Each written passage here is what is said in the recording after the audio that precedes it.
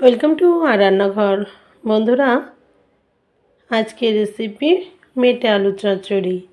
এই শীতের সিজনে যদি মেটে আলুর চচ্চড়ি ভাত বলুন, রুটি বলুন, পরোটা বলুন, যাই খান, খেতে কিন্তু অসাধারণ লাগবে।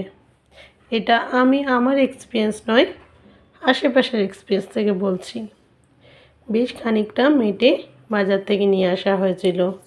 কড়াইয়ে তেল গরম করে ছোট ছোট টুকরো করে আলু কেটেছি।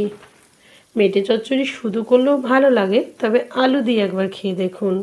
আমরা বাঙালি, আলু না খেলাম তো আর কী খেলাম। আলুটাকে সর্ষের তেলে হলুদ আর লবণ দিয়ে ভেজে নিতে হবে। আলুটা লাল লাল করে ভেজে নিয়ে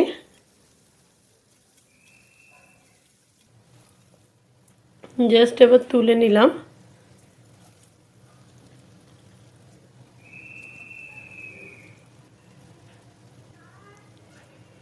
এবার ওই তেলে শুকনো লঙ্কা আর দুটো এলাচ ফাটিয়ে দিলাম, আর বেশ খানিকটা পেঁয়াজ এবার ভেজে নেব।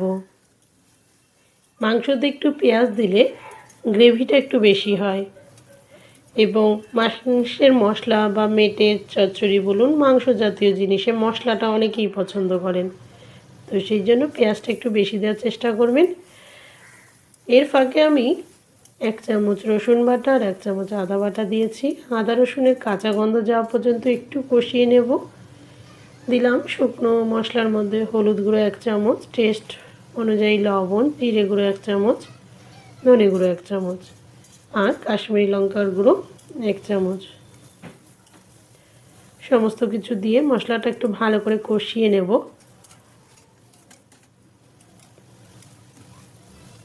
একটু জল দিয়ে দিই, নাহলে মশলাটা আবার পুড়ে যাবে। জল দিয়ে পেঁয়াজটা একটু নরম হোক ততক্ষণ একটু কষিয়ে নেব। দেখুন, অনেকক্ষণ কষানোর পর একদম লাল হয়ে গেছে। এই সময় মেটেগুলো দিয়ে দিলাম। মেটেগুলো মশলার সাথে একটু কষিয়ে নিতে হবে। মেটেগুলো একটু বেশি বড় বড় করে আমি কেটেছি, সবসময় ছোট করে কাটি না, মাঝে একটু বড় করে রাখলেও ভালো লাগে। এরপর ভাজা আলুগুলো দিয়ে দিলাম। আলু আর মেটেটা বেশ খানিকক্ষণ কষিয়ে নেব। আমার মা বলে যে তরকারি মাংস কষানোর উপর ডিপেন্ড করে সেটা কত টেস্ট হবে। এরপর আমি একটু গরম জল দিয়ে দিলাম। অবশ্যই গরম জল ব্যবহার করবেন। আমরা যে অনুষ্ঠান বাড়িগুলোতে যে রান্না খাই, ওরা কিন্তু প্রত্যেকটা তরকারিতেই গরম জল দেয়, তো আপনারাও চেষ্টা করবেন গরম জল ইউজ করার। মাংসতে, আলুর দম, এগুলো ভালো। জল দিয়ে এবার ঢাকা দিয়ে মাঝে মাঝে আমি নাড়িয়ে দেব। যতক্ষণ সেদ্ধ না হয় ততক্ষণ এই রান্নাটা করে যাব।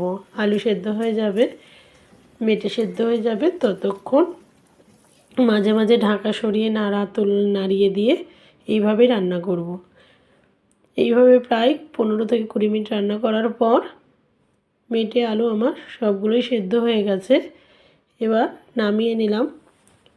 জানেন তো, সকালবেলায় যেহেতু আমরা সবাই স্কুলে বেরিয়ে যাই, এখন আমরা 4 জনই স্কুল যাই, তো সকালে ভাত হয়ে যায়।